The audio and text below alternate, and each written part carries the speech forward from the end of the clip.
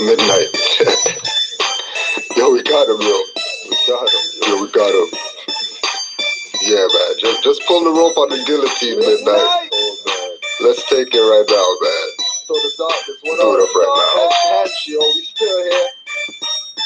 Council with etheric elders in the waters of noon. Reclined on the sun with my foot on the moon. Watching goddess on earth act like witches on brooms. Sipping milk and the honeydew and triple black boom. Touchdown, not subordinate but God sent.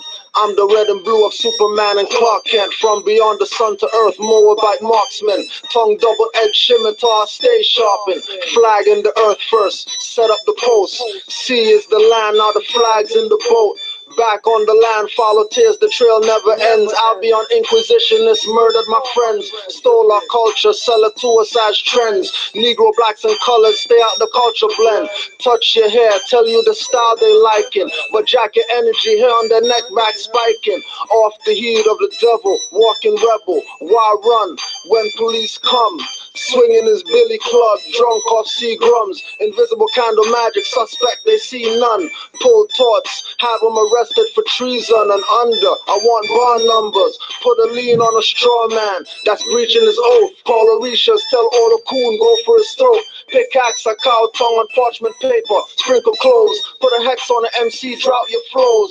Take the water from your throat like doctors draining knees. Cause they use ankle weights, bones soft like cheese. Farts stink, niggas eating things, that's deceased. More rotten than the plan, the clan's plotting on me. Why? Knowledge as a money has me a millionaire. Giving knowledge away like I don't care. Christians tell me find Jesus before judgment comes. He's on the corner selling crack and killing his sons. Zombie brainwashed blacks are still blaming the guns. Point out Catholic priests, man, I'm blaming the nuns who killed Tate and Toba Chung. I'm blaming the streets who killed Prophet Drew Ali. I'm blaming a breach, same for General Khalid and El Haj Malik. Or killed cause nationality was in their speech. Things to make you go and thought to art. Happy-go-lucky rappers, 4+ naught in infinite debts. Might as well hold your breath and let's see how far this rabbit hole goes to the left. I broke out the chamber, Allah's coming danger. I self-law, a master coming with my angels. Iron Sheik, immaculate without the manger. Alpha Hexin, rap boule strangers. Broke out the chamber, Allah's coming danger. I self-law, a master coming with my angels. Iron Sheik, immaculate without the manger. Alpha Hexin, rap boule strangers. With cell phones, big brother is closer than steps. Most flush less, but inhale chem streams from jets. Even this god used to binge drink. Schlitz, not Becks, never braids, but waves and cameos without the step. No die, never had slits in the brows of the eye. I got conscious, no arrogance or acting obnoxious. 144,000, I'm saying less than that. With all these zombies with big ass shades and big ass hats, dressing like Lil Wayne, man, just baggy as slacks. Finger a dyke in the shotgun, then crabby a gas. She goes down for prostitution and find it grand. You for possession and for not washing your hands. It's still love, truth, peace, but put down the peace. Why we don't need them when we got justice and freedom? Your mind's a mess, trust me, I think you're possessed. Let me unhex you with a mudra of Baphomet, and that won't work unless you know being supreme. No chest has the Solomon crest, always frontin' warm in the Averex. My lowest form of thought is your apex. Iron Sheik X from the Mosque of Malcolm. Devils see me and get white without the powder talcum. Raise my sword, keep swinging, no meaning. Throw deep, call me aquamarine men, raising the lost city of Atlantis. When I speak, it's pictures I'm painting on your mental canvas. I broke out the chamber, Allah's coming danger. I self-law, a master coming with my angels. Iron Sheik, immaculate without the manger. Alpha Hexin, rap boule strangers. Broke out the chamber, Allah's coming danger. I self-law, a master coming with my angels. Iron Sheik, immaculate without the manger. Alpha Hexin, rap boule strangers.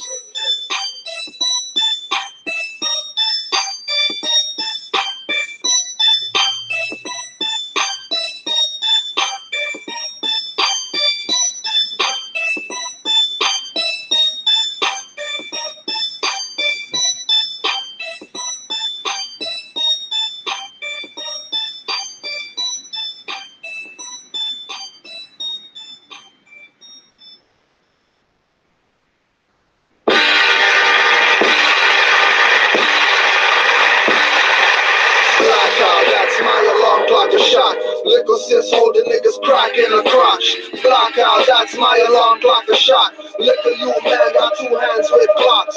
Always red eye with an evil scheming mind. Doing stupid things with his partners in crime. Blackout, that's my alarm clock, a shot. Blackout, that's my alarm clock. You claim you rep Chester Lee, but who's Chester Lee? Not hearing shots, but killings happen next to me. You hate cops around, but you bring them. With gun-toting ways and drug slinging, playing the kingpin.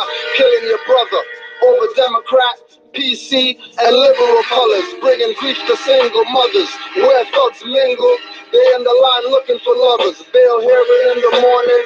Not going to funeral homes cause there's so much mourning. Won't rise early, 1 p.m. you're still snoring. Hanging on blocks, mental slaves with rocks in pockets. Big guns that shoot rockets at girls on the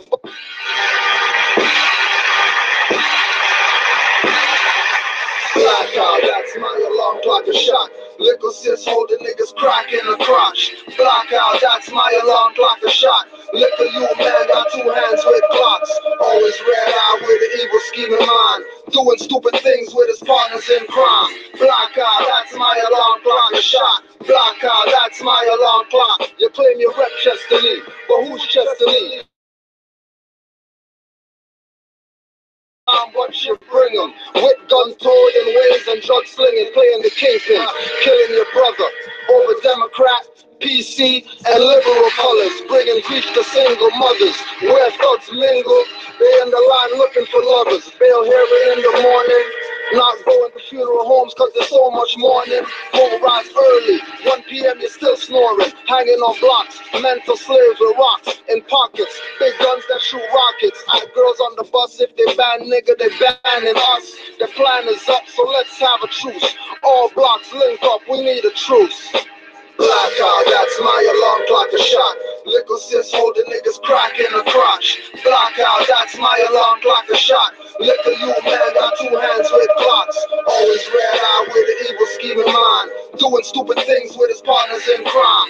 Blackout, that's my alarm clock, a shot. Blackout, that's my alarm clock. Guns get you 5 to 10 years automatic. There's some good reasons to put down the automatic. Turn a man's bitch in jail, the thuggers get sexed. In the showers on some American History X. I know a bro when it came out like Malcolm X. Stop drug selling and putting guns to people's melons. Who don't hear will feel. Toots wear foreheads when caps peel on the real. For blocks they don't own. Put down the chrome and pistols. This isn't that hip-hop single for you to dance or prance to. Speaking too much truth you can't handle. Back to the point, stop the killing. Read some books, stop playing TV villains. Gaming to get a name and killing your own like Melon and Caveman. Think before you act. When you're going, you might not come back. Blackout, that's my alarm clock, a shot.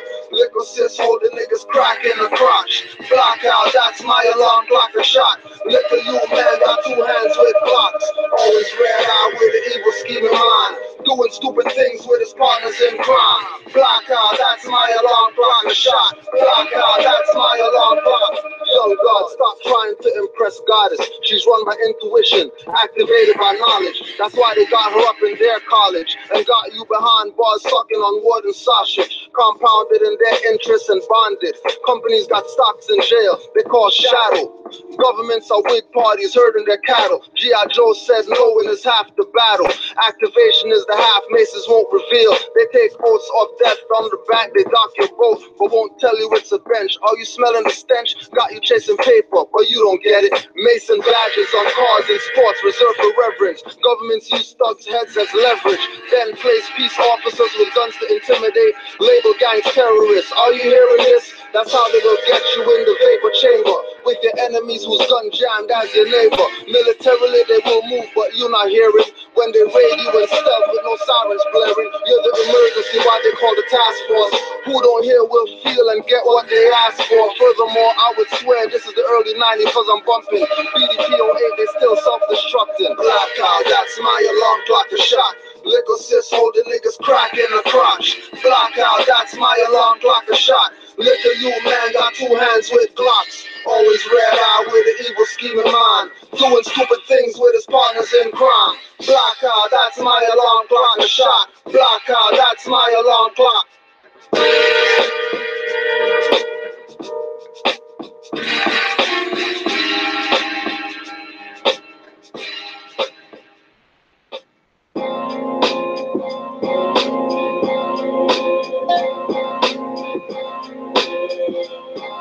kept L. What up, fam? Secret Society Productions. It's a Secret Society Productions.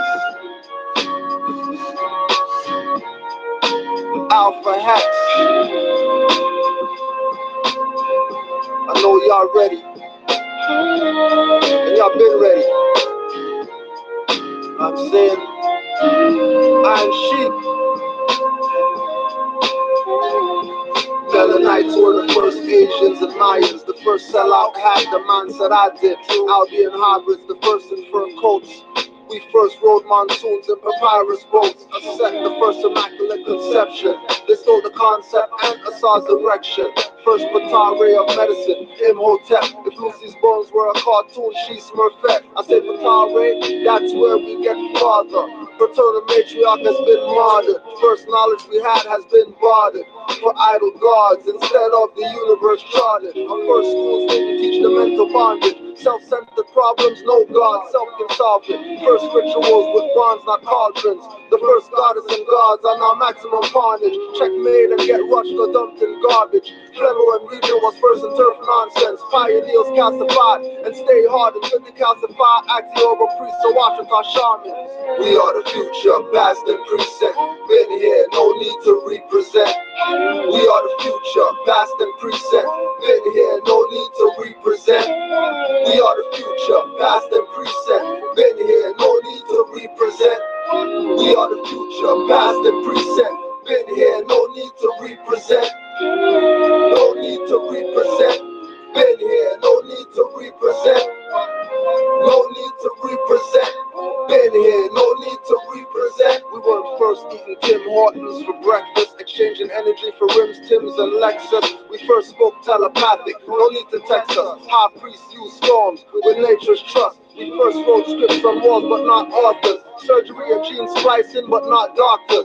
In his story, that's what they called us. First get a civil Martus and then morgue us. First they called you Egyptians and now Christians. But you're first to call the system hoeing bitches. Rapping punks first to have an orgy with 2 dykes.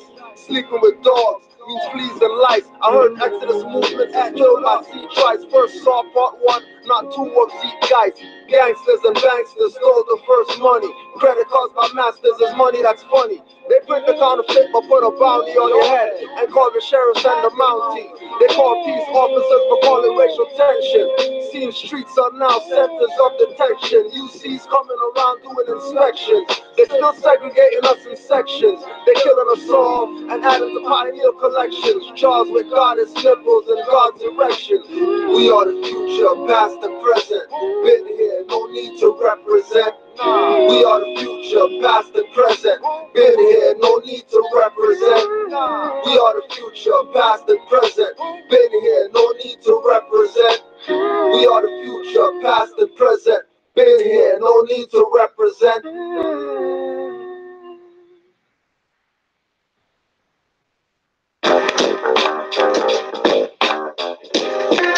Artist, you here? Yo, my principles, that's how it was done, right? MK Ultra, King Alfred, RX-84. Once all Melanites behind cage doors. In front the idiot box, drinking calls, watching sports. At the picnic, first in line for porks. Can't find your mind, some say that it's lost. Moral science says divine souls got tossed, abandoned. Love is my ammo, peace is the cannon. Truth is the Ayahuasca talking through the shaman. Freedom is the freedom, justice I must get. Tears fall like those shot with the pilgrim's muskets. The ruckus I bring, but this ain't Wu-Tang. Hold you accountable, Shimitar takes your 2 hands. Sent up the frankincense from Sudan. Big up to my elder and the god Moses holding up Mubang. Rainbow flag rapping through the loop, 2 cans. Same company got cola in 2 cans. Different labels, you're navigating L is your neighbor.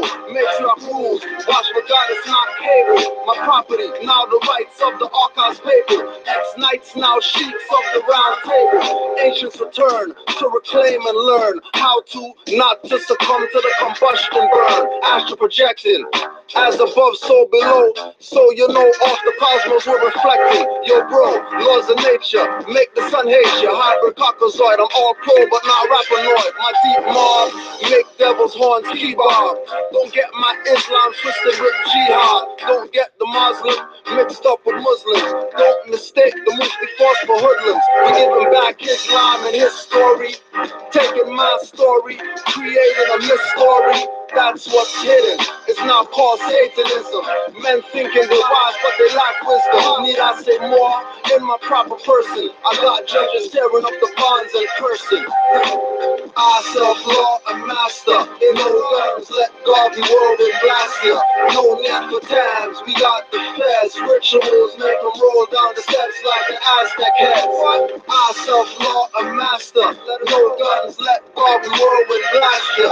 No need for tabs, we got the feds. Rituals make them roll down steps like Aztec heads. More say they're ready for consciousness, I doubt it. Application is the path, but some reroute it. The most I can say is, we'll see about it. Mother Nature sets fires and they can't out it. They take votes, I know the truth, but they can't shout it. I plant the seed in your mind at the highest route. Just like Jack's beans, roll a saga sensei scene. Empty ashtray, hanging from the loose kente. Bobo beating on the djembe, calling Orishas. Or hailing goddess Manan or the niggas. Red, black, green candles holding flame. Make you think so much and end up with a swollen brain. Cause even she can see that he's in creator her.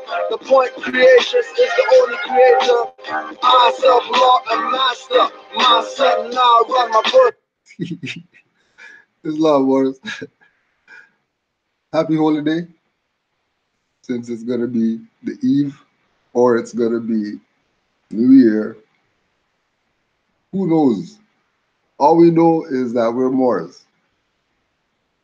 Hey, we just want to let people know off the top. We just want people know off the top. I'm going to play a chat mufti right now. Let me pretend that I'm a chat mufti. But because you can't type, we're just going to put it out. Jesus. Metaphysical Bible Dictionary. For all the Jesus lovers out there. All those waiting for Christ to come back on the golden chariot with the white horse and all the BS. Metaphysical Bible Dictionary. Since you don't want to talk about Jesus, which is a Bible name, we'll go to the Unity School of Christianity. Metaphysical Bible Dictionary. Claim that you're some Jesus lover. You don't love Jesus. You hate Jesus. First of all, you have him like a European. Second of all, this is what Jesus is. I don't know what the hell anybody's talking about if they don't mean this when they say Jesus. The I in man, the self, the directive power, raised to divine understanding and power, the I am identity. Jesus represents God's idea of man in expression. Christ is that idea in the absolute. Jesus Christ was the type man, which includes all the mental phases through which man passes in demonstrating life's problems. So we find Jesus Christ passing through all the trials, temptations, mental variations of each of us, yet without sin. That is, not falling under the dominion of evil thoughts. The experiences of each individual are a miniature, the experiences of all. We may quote unquote put on the new man, that is, bring forth Jesus Christ in ourselves. First, we must put away the old man of error and limitation through denial of his reality. The second step is to accept the truth of our being in faith. Then, through understanding, to begin diligently to live truth in thought, word, and deed. The Christ is the man that God created, the perfect idea man. This is the real self of all men. Jesus Christ is this Christ self brought forth into perfect expression and manifestation. Jesus, the man of Nazareth, demonstrated that this attainment is possible to man, and as a consequence, he is the type man. We are exhorted to have this mind in you, which was also in Christ, which implies that all may demonstrate as he did. To make this attainment requires careful training of the thoughts. The mind that was in Christ Jesus was the mind of God. So we know that we must be perfect even as the Father in heaven is perfect. This seems an almost superhuman attainment, and so it is. The human has to be put away and the divine established in its place. The human is transient and fallible. The divine is permanent and infallible. In the individual consciousness, the meaning of Jesus being born in Bethlehem of Judah is that the principles of truth have laid hold of the intelligent substance of spirit, Bethlehem, and through praise, Judea, have brought the Christ into manifestation. We're going to do that one again, because this is for all you claim that you know about Jesus. Now, once again, Morris could talk because, nobody already told us Jesus in the Holy Quran and all that stuff. So we don't have no issues with Jesus. We know exactly what he's talking about, especially since he put the logos, circle 7, on the cover of the book. So you know off the top that this is about man being one with Allah, or having the Christ mind. Permanent and infallible, opposed to transient and fallible. And then, which is why Noble Ali told us divine first. Real simple. Not in advance. You don't need no papers to go be yourself. Now you want to try to claim a house or something like that, and if you don't need some papers or something, then talking crazy. Because that's not divine first. That's human is transient and fallible. So when you start going into human stuff without the divine first, then transient and fallible. Oh, peace, Mark. Just in class, what you said? 9 souls. Yeah, she's there. Yeah, she's there. Yeah, it's in the garage. Just ring the bell. But I told her that you're gonna pass by. All right, fam.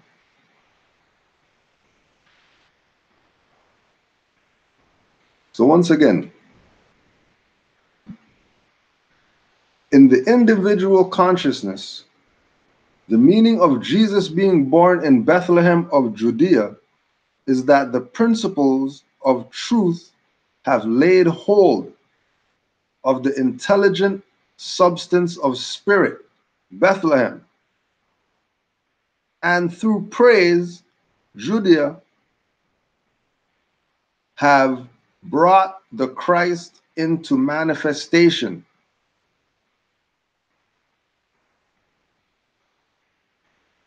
Remember, as Moors, We're always divine first. You have more telling you papers first, playing you. Because this doesn't work like that.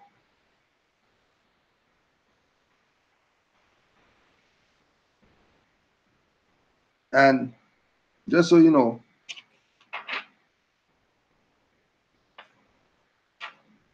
just so you know, the definition for Jesus,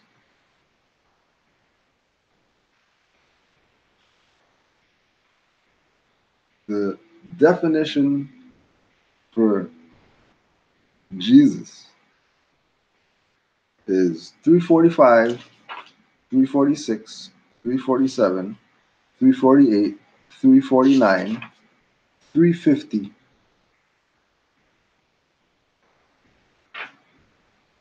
That's what Jesus is. So as soon as people start showing you people and not talking about the lessons, you already know that they're about to play.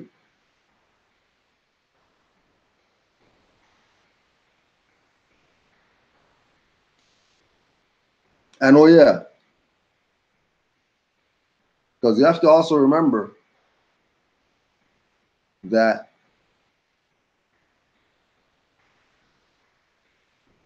like we're just being brought into our birthright, right? So certain things Noble Drew Ali said was strictly for Moorish Americans. But then you already know he had his foreign sympathizers, Arabs, Chinese, Egyptians, whoever that recognized what he was on, repped him. Wasn't even no issue.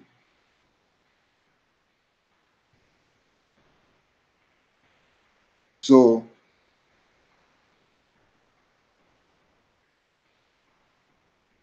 the lesson of don't name your children Ali was for Moorish Americans. That wasn't for people who got dumbed down by the non-divine Islam and then adopted certain names, not really, looking at it the way Moors would be looking at it. So they're excluded from what Drew Ali was saying because as Moors that are descendants of Moroccans born in America, you can't have any other Ali than Noble Drew Ali. As soon as you have another Ali, you're dissing.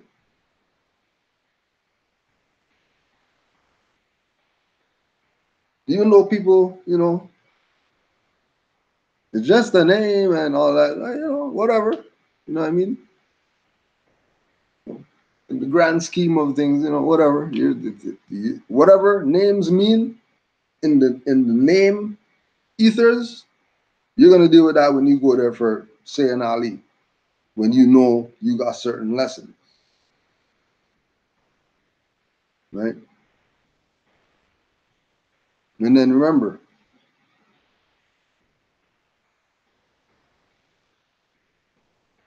there was no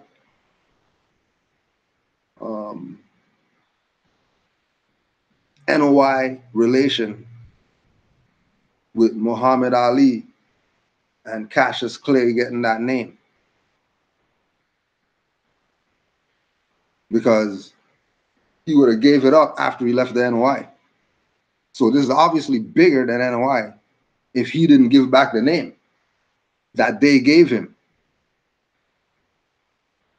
Don't think people didn't realize what was up. Don't think that when you go watch his funeral and they put a Moroccan flag on the car that they're not telling you what the hell's up. But you dumb Negroes want to play like you don't want to know anything about Moors and you don't know Moors. So with the lesson, that applies to Moorish Americans. So people who aren't Moorish American, or are Moorish American, but their quote unquote lineage is not from this side but that side, and they have our names. Like if Osman Bey came to northwest of Mexico, Osman Bey is not going to be Moorish American because he's a Bey. He's Osman Bey from wherever he's from. That ain't nothing to do with us.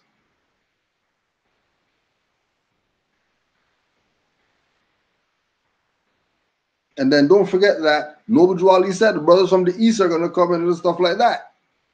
So if we're looking at brothers from the east today and they're calling themselves Ali or whatever like that, and we're like, well, Noble Drew Ali said that we got love and all that. But they're justifying about Noble Drew Ali right now. They're like us. What the hell are you guys talking about? It's not Muhammad or whatever was whatever. What's up? What do you mean prophet over here? What do you mean 1913? What do you mean? Thought you guys were black guys and you just do the dance and movies and that's all you guys do. Yeah, talk shows and that's it. You're a prophet and stuff like that.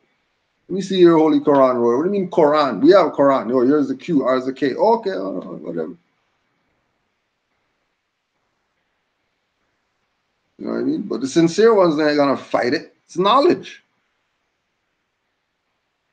The dogmatized idiots are gonna try to diss and then want to put fatwa against Noble Drew Ali and try to say that he's impersonating Muhammad and all the BS. When this is America, what the hell are you talking about Muhammad over here? What do you mean? Noble Drew Ali told us Mohammedans are Moors. So you're Mohammedans. Now, he's not a Mohammedan. That's like people say Rastafarian. That's not something. Can't be somebody. You're a Bob Marleyan because you like Bob Marley and he died. Now you're a Bob Marleyan because you like him. You would never do that. You're Mohammedan.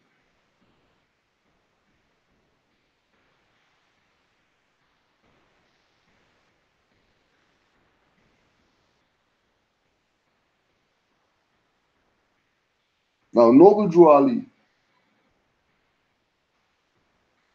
like we said yesterday, people use dissertation in honor of what he brought to our people who think they know something. They think they know something.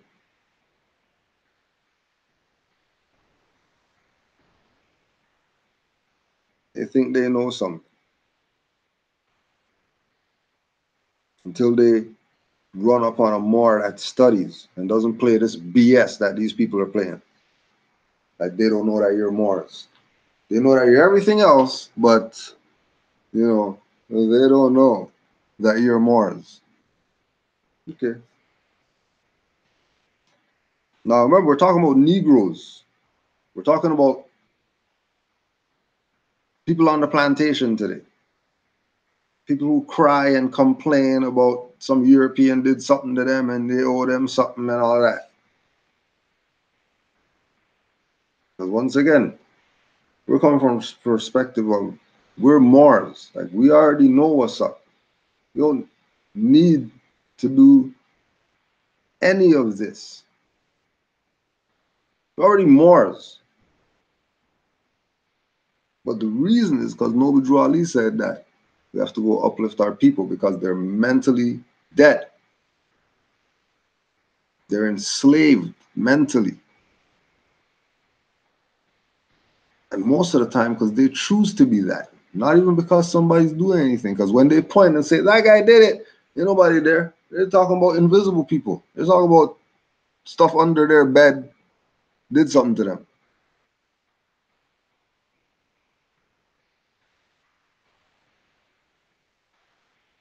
So we're talking to the Negroes today. This is Muska Cameron. Muskkamran.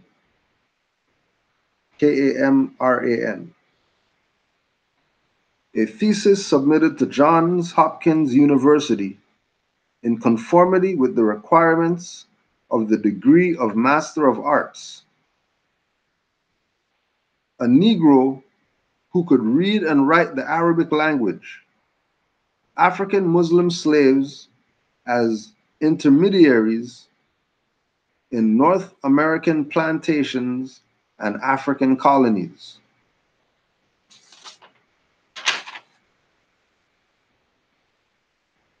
Abstract.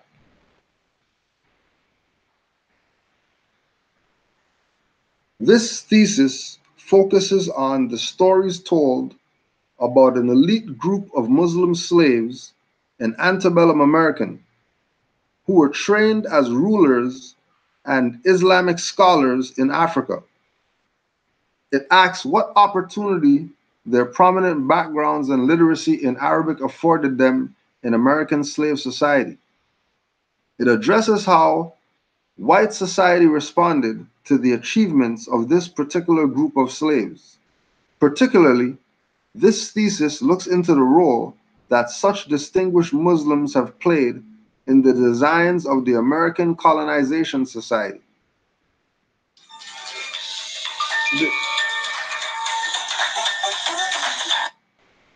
Yeah, yeah. From no, yeah, yeah. Yeah. No, I think he was going home to the children. I think, or he had it in the car or something. Yeah, yeah. So he's all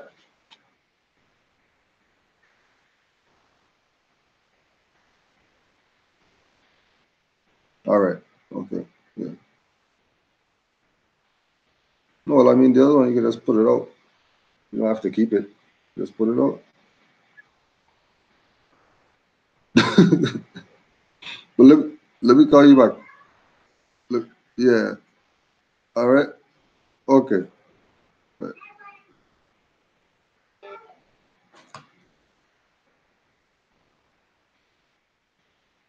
This thesis is based primarily upon the 19th century letters and newspaper and journal articles written about 7 Muslim slaves. 7 of the estimated 30,000 Muslim slaves who arrived in North America between 1711 and 1870. Only 7 attracted enough attention from the contemporary white society and modern day historians to present fuller understandings of their life.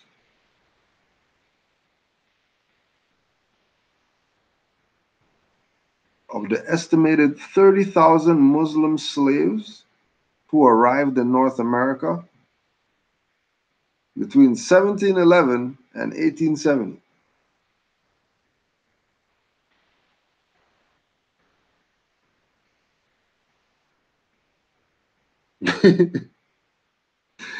To answer that question, Wolf Boy, clean swipes only.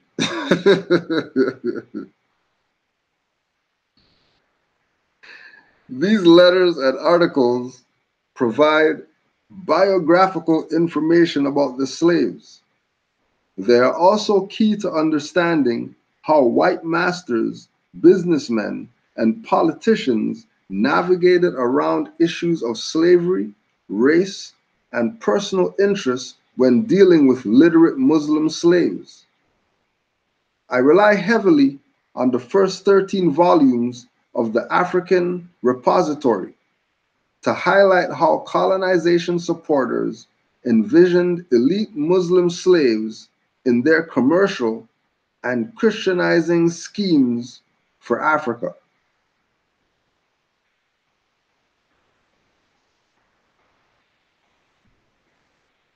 Now, keep in mind, be very aware that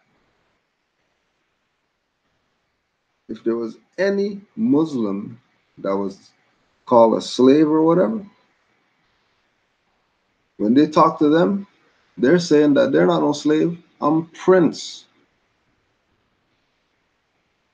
I'm under the jurisdiction of somebody who's not over here.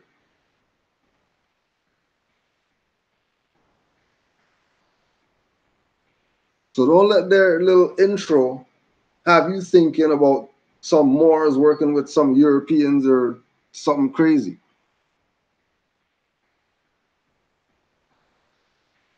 They're talking about people who came over here and could speak the language.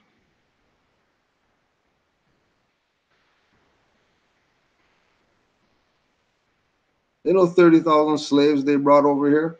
Those are prisoners of war from Granada.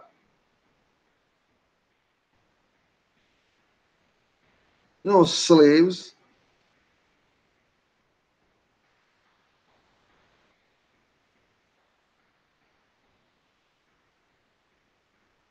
Everybody tries their little fraud.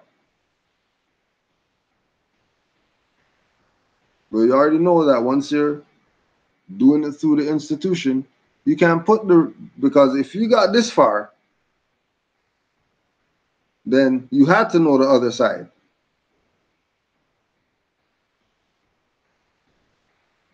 Not just telling me about, yeah, they brought 30,000 over here and then let's just start the story here. No, hold on a second. What do you mean they brought whatever? How did they get boats in the water when they couldn't even get in the water? There wasn't even no Navy yet.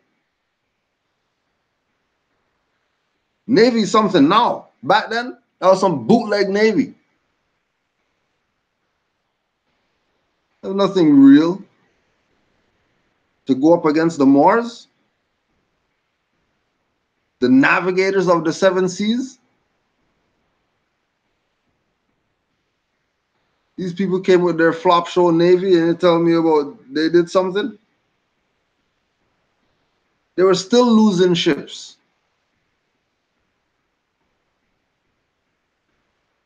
1700s, 1800s, they couldn't get in the water.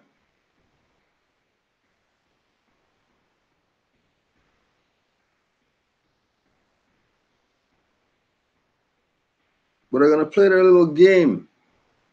Have you thinking some Muslims were slaves? If they're Muslims, they were elite where they came from. Which is why, again, when you go to the Prophet's lessons, he lays it all out for you. Why are they in such denial of the facts?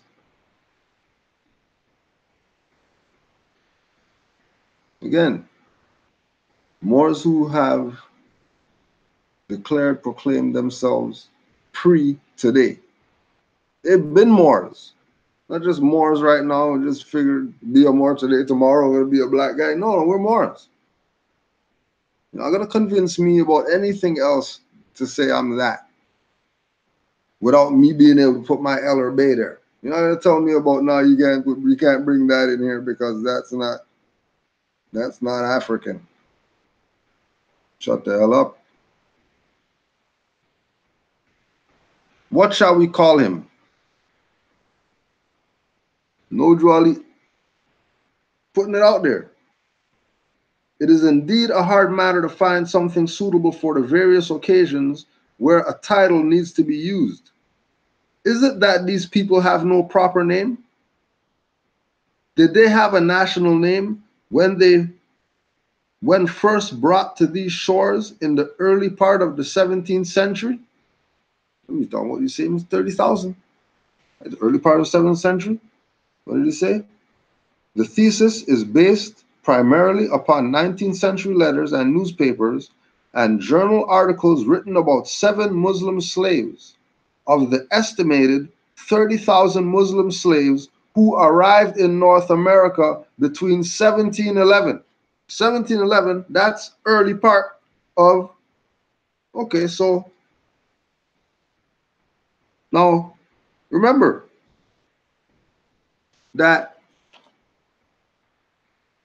we're not even going to the 1600s. Because going back there now, you definitely can't say anything now. Because in 1600s, they definitely couldn't go in the water. They don't even have a chance to get anything in the water, near the water. They can't even put their toe in the water without talking to the Moors.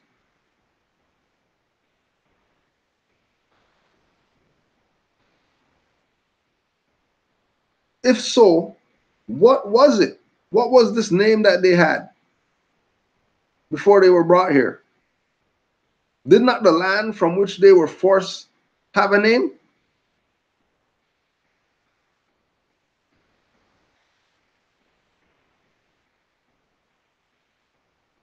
Israel laid this whole thing out.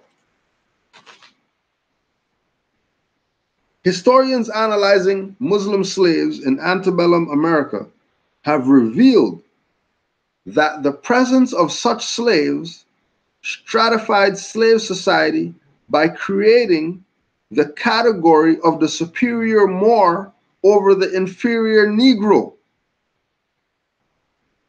So they're letting you know that the Negro is inferior. Forget about the relations that are going on.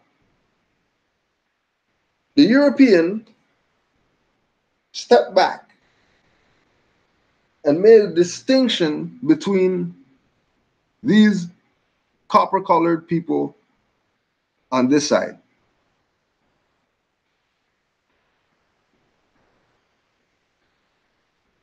They came to the conclusion that there's superior ones and there's inferior ones. The superior ones will quote unquote Moors. Why? Because there's a historical reference point for every single European on the planet when it comes to the Moors. All of them know what's up. None of them can deny what's up.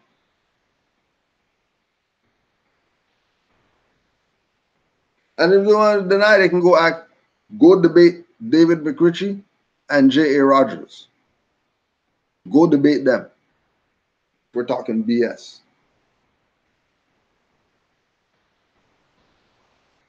The inferior Negro, no track record.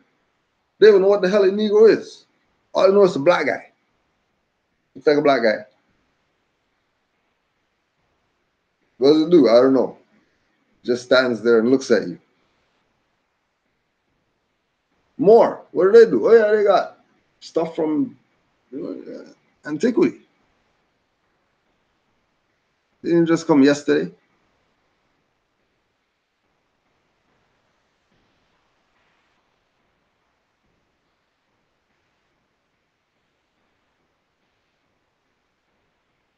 After analyzing the development of this category in American plantations, I focus on the American Colonization Society to highlight similar developments in its plans. I conclude that just as masters gave elite Muslim slaves authority over the rest of slaves in plantations, so too the ACS envisioned them as intermediaries over the rest of Africa, as beacons of light to spread commerce and Christianity through their supposed influence over Arabic-speaking regions and non-Muslim communities. Now, why would these people called Moors be beacons of light to spread Christianity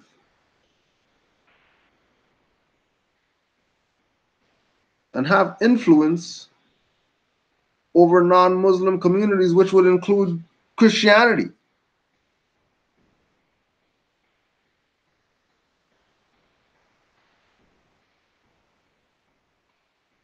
Because you know that the so-called Muslim slaves were, without a doubt, not under the jurisdiction of some plantation or whatever.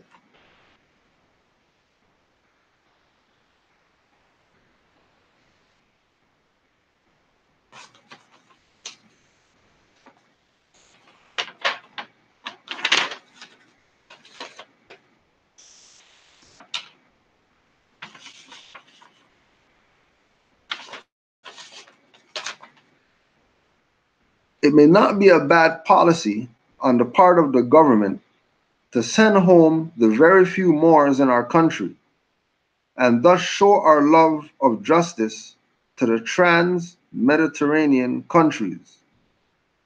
This astonishing statement was reportedly made in 1828 by a newspaper editor from Natchez at a time when a number of politicians, businessmen, and journalists were expending significant energy and effort in sending one particular quote unquote Moor back home. Who were these Moors? Even though the term Moor in the early 19th century often indicated a Muslim from northern Africa, the Moor in this statement did not refer to white Arabs of northern Africa. Rather, the term was used to describe sub-Saharan population of black West Africans who were Moors only insofar as they were Muslim. Considering the particular slave who inspired this statement, an educated son of a tribal chief, the term Moor, as implied by the Americans in the 19th century, signified a very specific group of Muslims, the educated and ruling class of Muslim Africans who found themselves enslaved in America.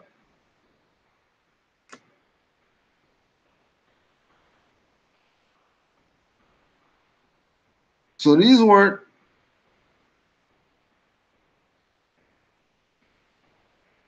some nobodies. But where are these people coming from?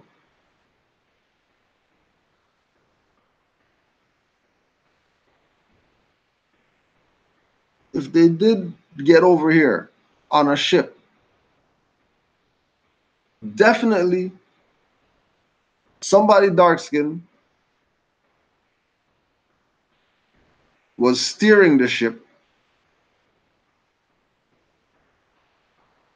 and whoever else was on the ship would have been dark skinned too, except maybe one or two people who might not look like everybody else.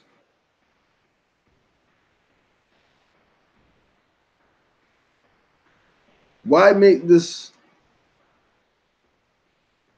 statement?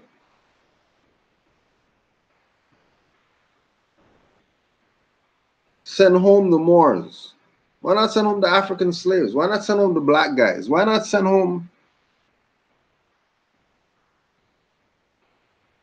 the African Moors?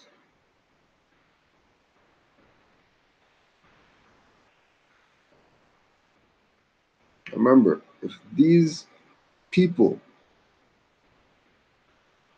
these people were really enslaved and brought over here against their will and all of that,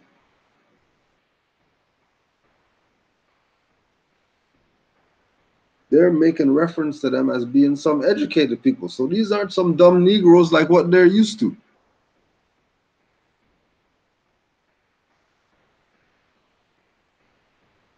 And again, that bait and switch like Django.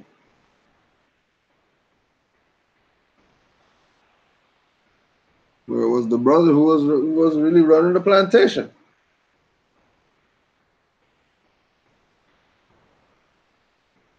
And somebody was an heir to inherit the plantation.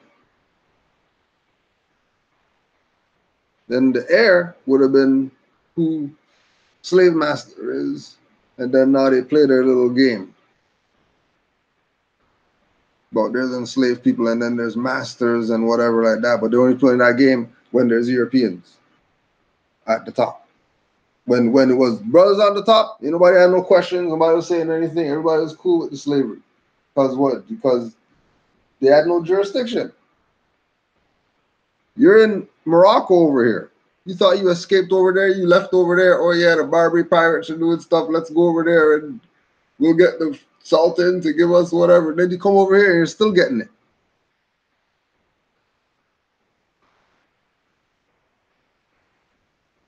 Still got enslaved over here. Brothers had them plantations.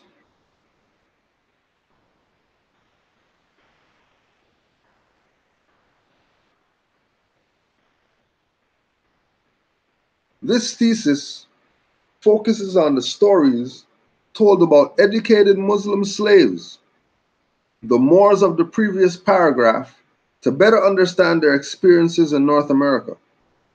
I will analyze the role that their elite background played in shaping their experiences as slaves and how white planters, businessmen, and politicians alike discuss the presence of a particular class of African elites and professionals among American slaves.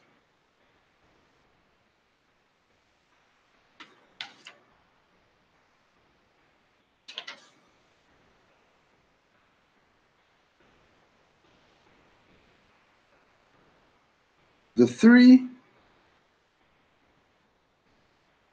historians I am particularly engaging in this work are Alan Austin, Michael Gomez, and Sylviane Diouf. They have made significant strides in uncovering the history of African Muslims in North America. In their analysis of the slave trade, both Austin and Gomez have revealed that a significant portion of African-born slaves coming into America were Muslim. Alan Austin, a historian of the antebellum America, summarizes the records on Africans arriving from regions with Islamic influence, like Senegambia, Sierra Leone, and the area between Liberia and Nigeria. He posits that 10% of West Africans arriving in North America from 711 to 1808 were Muslim.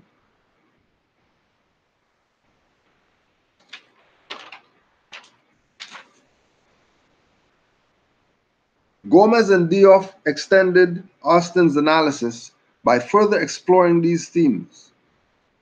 A historian of West Africa, Michael Gomez, shifted his attention to Muslims in North America in his books Exchanging Our Country Marks and The Black Crescent. His publications explore the influence of Muslim slaves on race relations in culture in North America. His greatest contribution to the literature on Muslim American slaves in what became the United States is the connection between Muslim slaves and the slave hierarchy. Gomez describes several instances of Muslim privilege in which Moors acceded to higher positions, often with authority over other slaves with whom they interacted on American plantations. He demonstrates that the advancement of Muslim slaves amplified stratification within the enslaved population by creating the privileged category of the Moor. Now, why would anybody take a position of being in a dead status instead of being in a free status?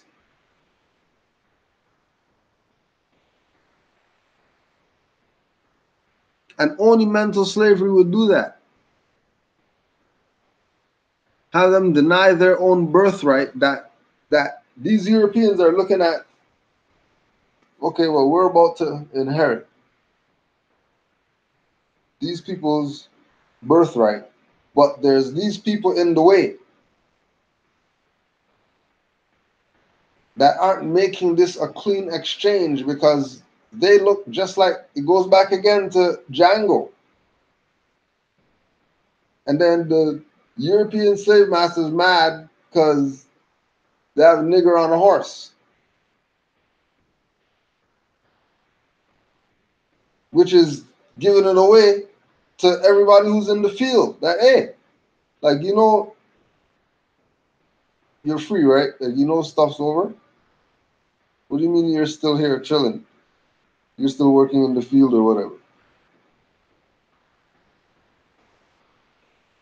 How is he still working in the field when stuff's done? This is where we're at right now.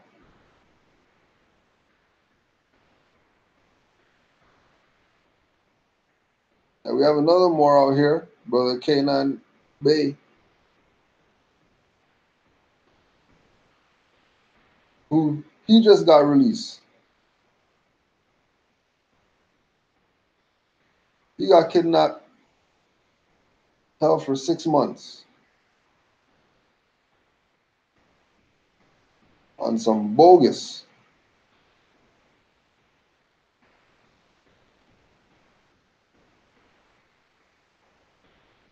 And he realized that him standing on this square, not because some paper or some card, he's standing on the square. He's standing on the square because that's his birthright. That regardless what they do, had his trawl in the news and all that. And then he's like, that's not mine. Like, I'm not, that has nothing to do with me. Stood on it. Like, okay, we'll try you. We'll try you. Tried him. 6 months.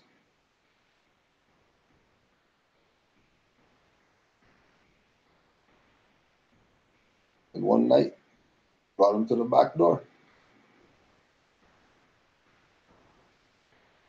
Brought him to the back door. And that's that. Go home.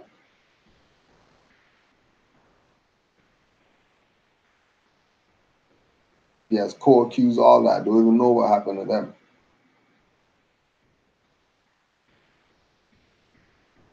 It's like the back door. Back door of federal prison. Back door.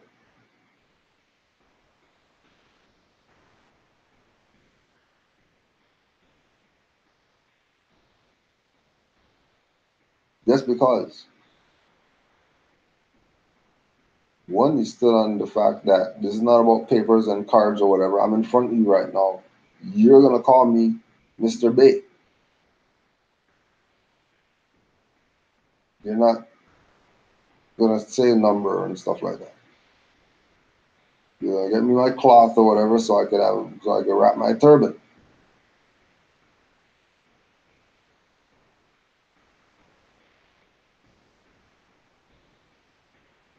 I want my proper treatment. I don't care if you kidnap me. You still have to do with me like I'm a Moor.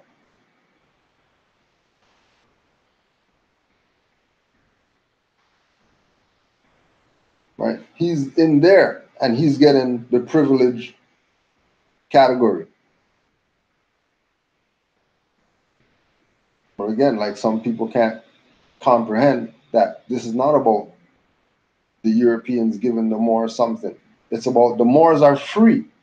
So these Europeans don't have jurisdiction on them, tell them go in the field and pick cotton. You go over there. They can't do that with Moors. Because Moors are elite. Not because Europeans said so, because that's the status of the Moors. You're not given authority to do whatever.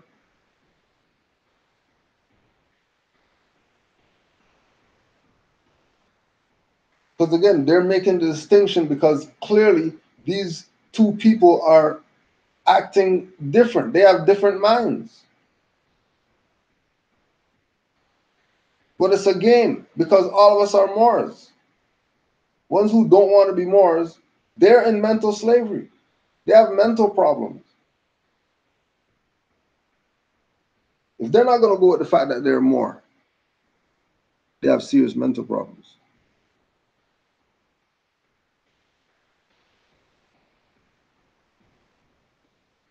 Because you can't deny this. I don't care what anybody says about it.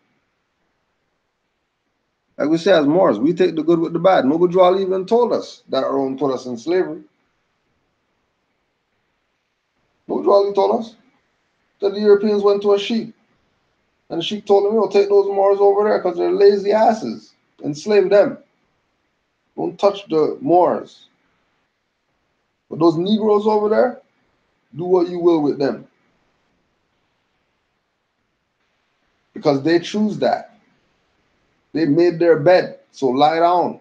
I don't care if it's glass. You made your bed. Don't mad at me because you made your bed of glass. Now you want to share my bed because you don't want to go to your bed. Go to your bed. You made your bed.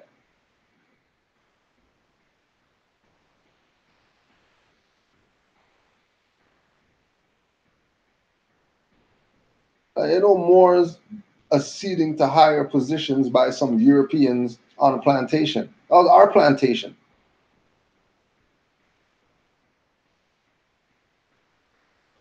That was our cousin's plantation.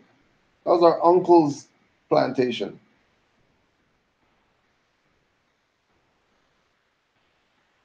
We've been going back and forth forever. We're not new to over here.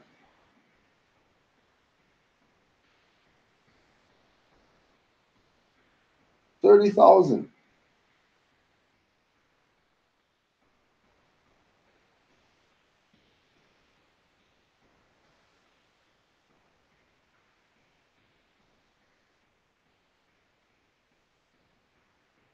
Like Gomez, historian Sylvian Diouf illuminates the influence of Muslim slaves on race relations in culture and culture in America.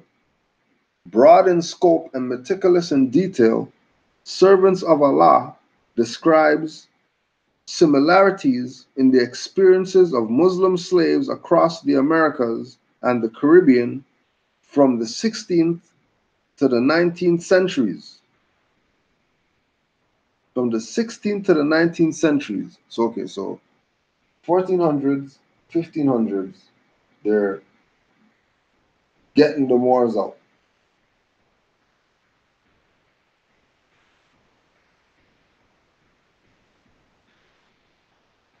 And then servants of Allah describe similarities in experiences of Muslim slaves across the Americas and the Caribbean from the 16th century to the 19th century. Diouf outlines the ways in which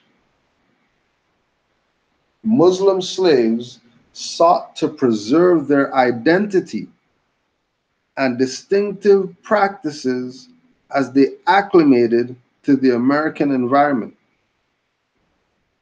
Crucial to Diouf's project in her description of the pervasiveness of literacy among Muslim slaves. Diouf enhances the literature on Muslim slaves by demonstrating the role that literacy played in slaves' lives and demonstrating literacy as a factor that distinguished Muslims from other slaves. Not distinguishing Muslims from other slaves. You're distinguishing Moors from people who want to be Negroes.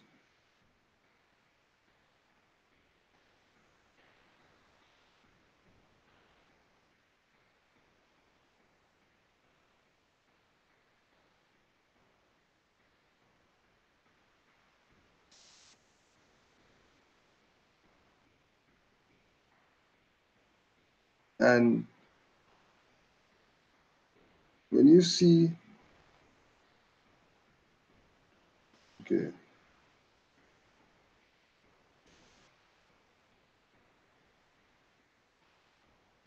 it was with familiarity with Arabic that attracted the attention of prominent white U.S. society like James Oglethorpe, that's a Oglethorpe, Francis Scott Key, and Henry Clay, and it was the attention of such prominent American elites in turn that secured the place of these Muslim slaves in the American historical record.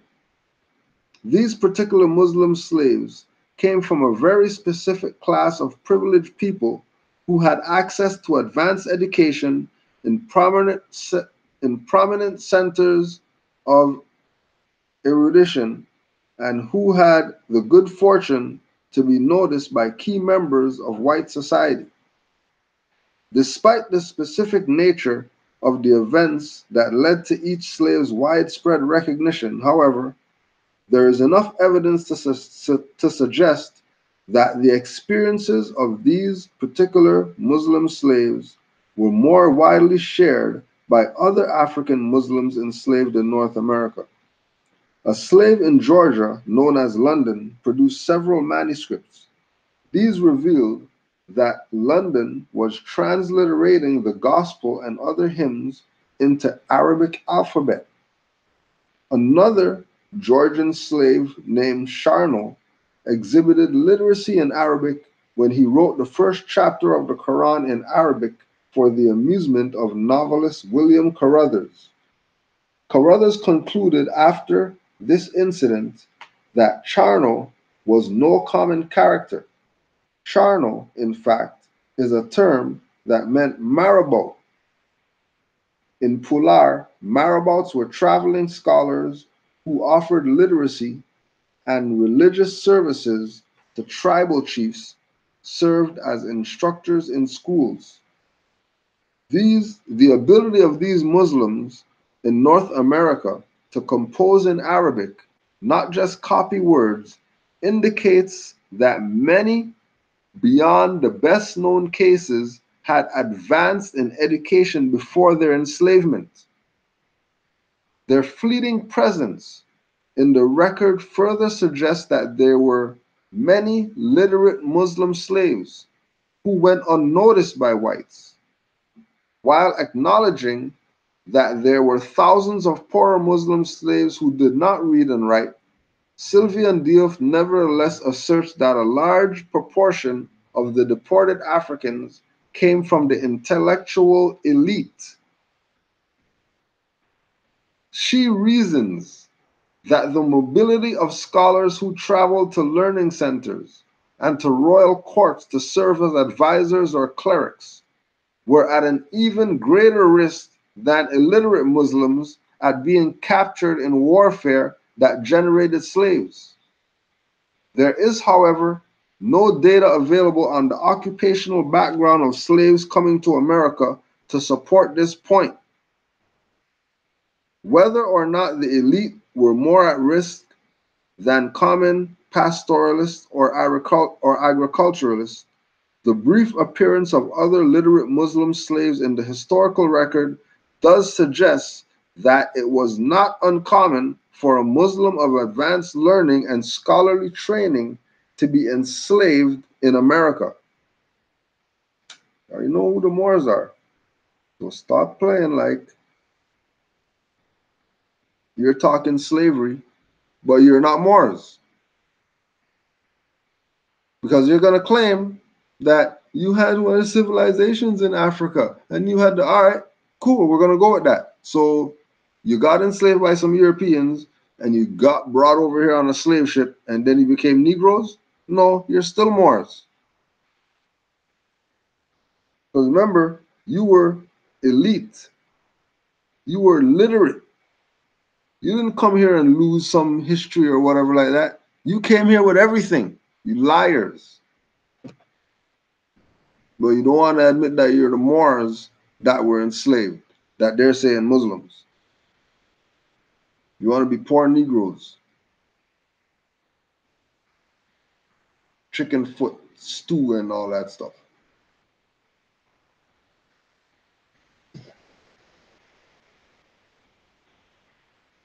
Like eating the feet of a chicken that steps in everything.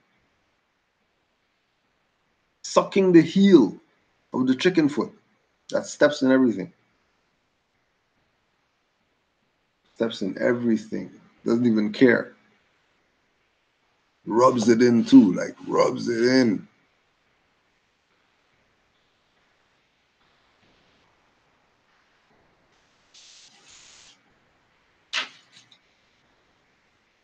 Are you slaves?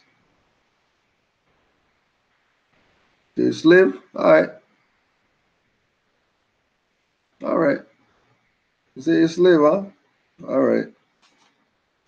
Omar ibn Said, a Senegalese slave brought to South Carolina in 1807, refused to work on his master's plantation.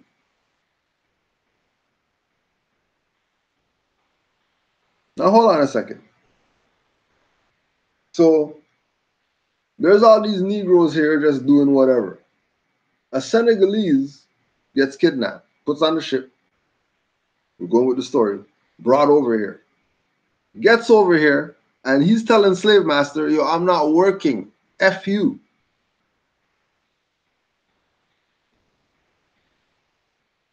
No record of him getting beat or nothing like that, and none of that stuff.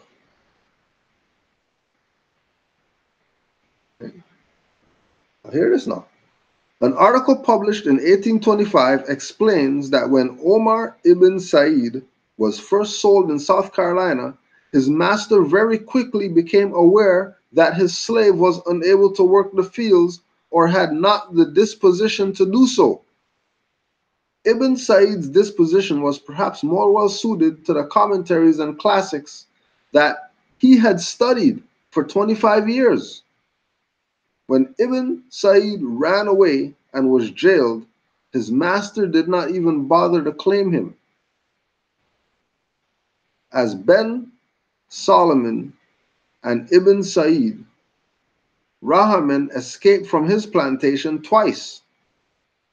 Like Ben Solomon, he was a prince with extensive education in Africa who had slaves perform labor for him there. The 1825 article in which we learn of Ibn Said captured in its title the frustration of slaveholders who encountered Muslim slaves from prominent backgrounds. Quote, prince or priest, there, of no laboring value here? Though referring to Ibn Said, this title very well could have been describing Job ben Solomon or Abdul Rahman. All were priests for Americans, and all three were depicted as princes in their African homelands, statuses that help explain their extensive literary training. The prominent backgrounds of these slaves, whether priest or prince, made them loath to perform manual labor in North America. Just like a Moor. Not doing that. Talking about. Well, all the other Negroes are just doing it.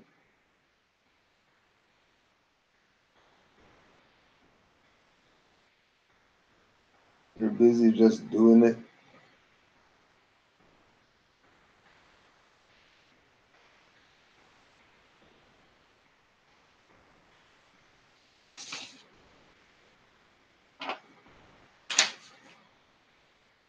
Yaro Mahmoud, a Muslim slave in Maryland who died in 1823, was put to work as a domestic servant with uncommon privileges. He was his master's body servant. In this position, Mahmoud was expected to follow his master and, given the opportunity, to see firsthand how the planters conducted business and to meet the influential men of Maryland. That sounds like that's supposed to be the other way around.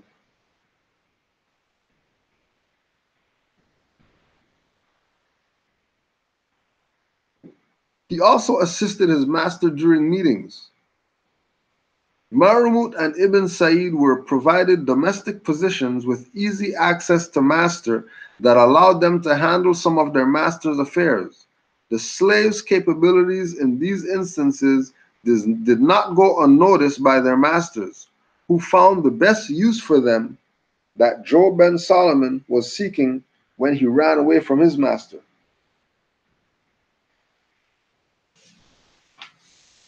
think these people don't know.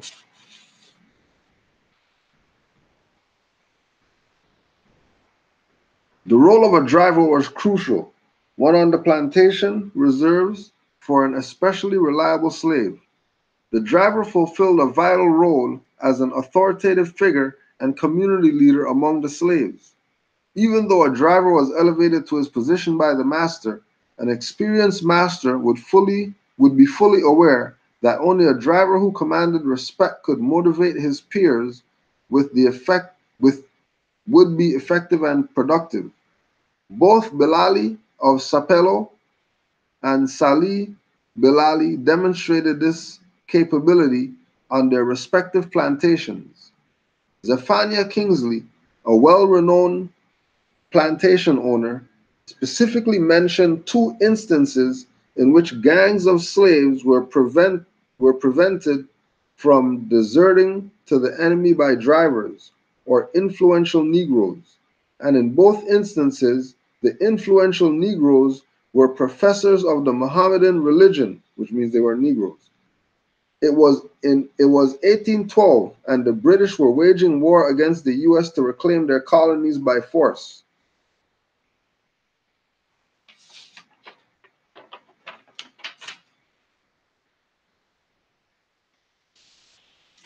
Right? And the experiences of Bilali and of Sapelo and Salih Bilali may shed light upon other Muslim slaves who rose to positions as drivers. Squash of North Carolina, who could also write Arabic, became a headman of his master's plantation and eventually also an overseer. A New Orleans slave trader picked a Mandingo Muslim slave as the overseer of his plantation and was very pleased with him. Abdul Rahman was promoted to driver after running away 2 times from his plantation. Incidents like these have led some historians like Gomez and Diouf to conclude that planters turned to the Muslims for drivers, overseers, and confidential servants with a frequency their numbers did not justify. Similarly, Lovejoy asserts that Muslims gained positions of authority, the privilege out of the proportion of their numbers. The careers of Bilali of Sapelo and Salih Bilali provide valuable insight into why planters may have preferred educated Muslims as drivers. Masters in turn would have picked up on the influence over the rest of the slaves, leading to a process of stratification within the slave population that suggested Mohammedans as inherently superior to regular Negroes. In this way, a small class of literate and distinguished Muslim slaves developed, individuals who were placed as authoritative figures over Muslim and non-Muslim slaves at a rate disproportional to their actual numbers of American slave society.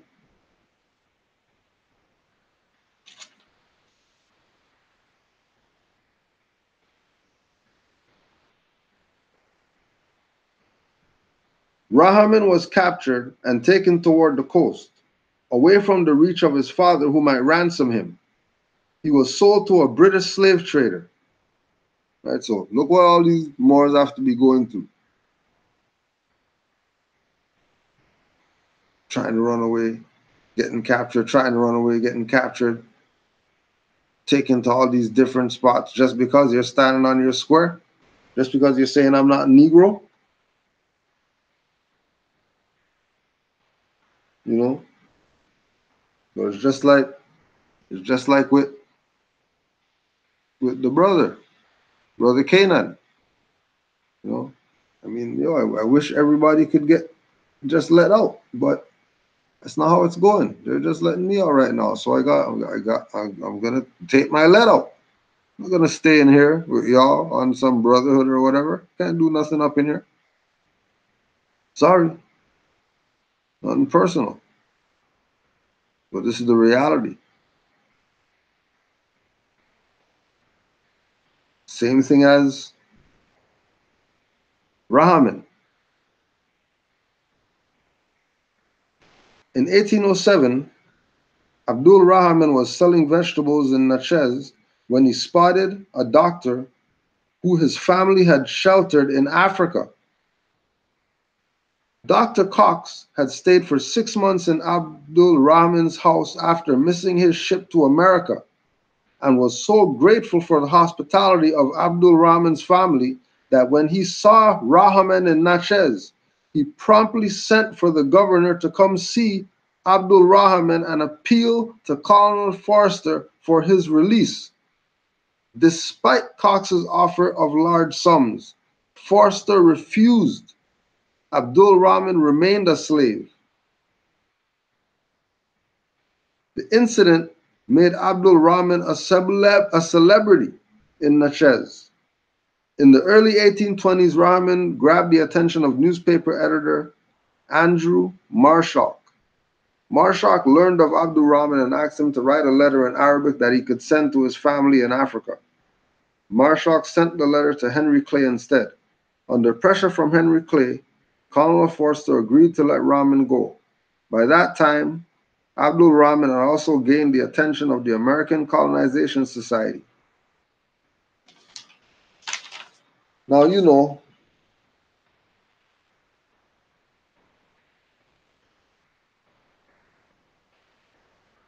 the ACS took a great interest in Abdul Rahman. Is evident from its involvement in his life from the time of his release from bondage. As early as February 1828, even before Abdul Rahman arrived in Washington, D.C., he gained fame as the unfortunate Moor, as he was called in the African Repository, the newspaper of the ACS.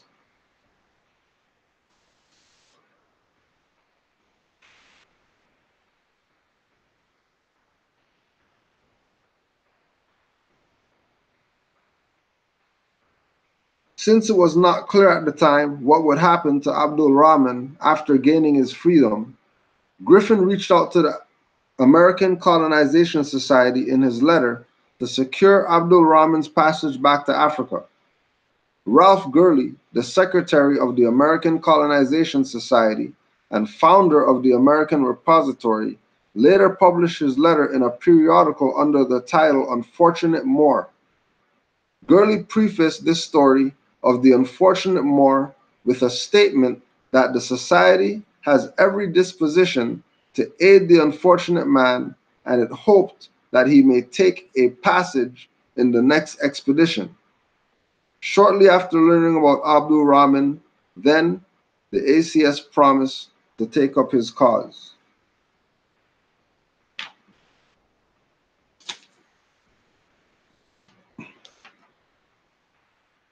Reclassifying literate black African Muslim slaves as Arabs allowed Southerners to deny any Africanness to the distinguished Muslims. Identifying Muslim Africans as Arabs also brought those slaves closer to whites.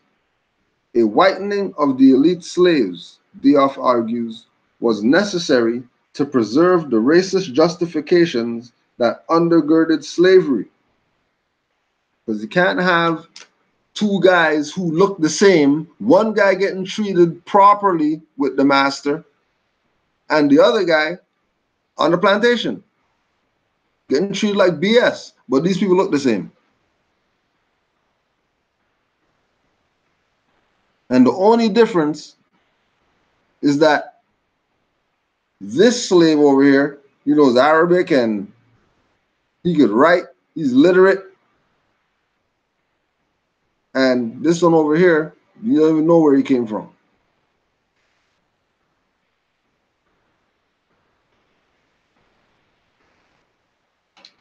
I don't have the link that I printed this on from the slave computer. But it's called A Negro Who Could Read and Write the Arabic Language. A Negro Who Can Read or Write the Arabic Language.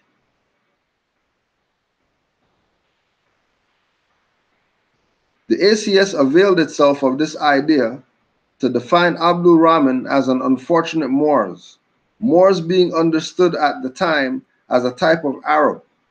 In an article in the Southern Galaxy, Griffin confidently asserted that Prince is a Moor, even though his present appearance suggests a doubt.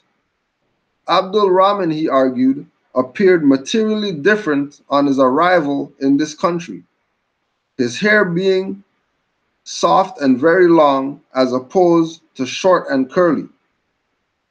It was at the time that Griffin composed the article. To further erase Abdul Rahman's African origins, Griffin claimed that the Moor's facial angle was even equal and perhaps greater than most of the whites. The stratification of slave hierarchy that placed Moors in positions over other slaves was blustered in part by such attempts to rewrite their origins. Collapsing separate racial categories by identifying Moors with Negroes could provoke social unrest by inspiring black movements for equal rights. Marshall's reference to Rahman as a Negro after the latter's attendance at his dinner marks a shift from his earlier categorization of Rahman as a Moor. As a Moor, Rahman had been lauded for his intellectual achievements in showing solidarity with freed black men. However, Rahman became a Negro devil whose literacy in a foreign language became unbearable. Rahman's story, comments Austin, was started to sound too much to American newspaper readers like the story of a civilized man kidnapped and misused by the savages who were white. What greater appeal could there be to those who wish to rebel that the example of an educated and dignified black personality, as opposed to a Moor with white characteristics, unjustly harmed and oppressed the cruel whites?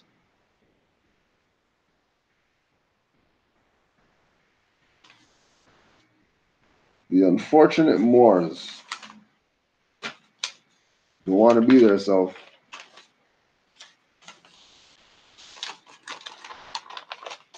and then when they get brought, when it gets brought to their doorstep for them to be themselves, they still don't want. So Islam to all the Moors, peace and love. Oh, let me find that again.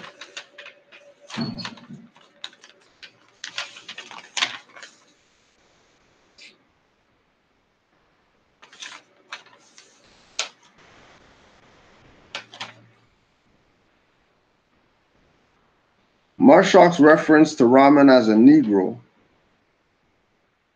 who could read and write the Arabic language. Marshall's reference to Rahman as a Negro after the latter's attendance at his dinner marks a shift from his earlier categorization of Rahman as a Moor. As a Moor, Rahman had been lauded for his intellectual achievements in showing solidarity with freed black men. However, Rahman became a Negro devil whose literacy in a foreign language became unbearable. Abdul Rahman's story, comments Austin, was starting to sound too much to American newspaper readers like a story of a civilized man kidnapped and misused by the savages who were white. What greater appeal could there be to those who wish to revel in the example of an educated and dignified black personality as opposed to a Moor with white characteristics, unjustly harmed and oppressed the cruel whites? Statements by black speakers at the dinner, and every bondman's soul shall be filled with a knowledge of his right, and be allowed to assert it in conscious rectitude.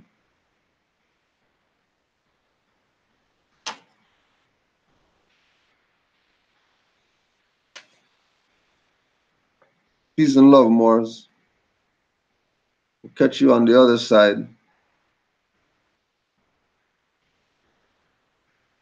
Don't forget, Tomorrow night, Sons of Allah.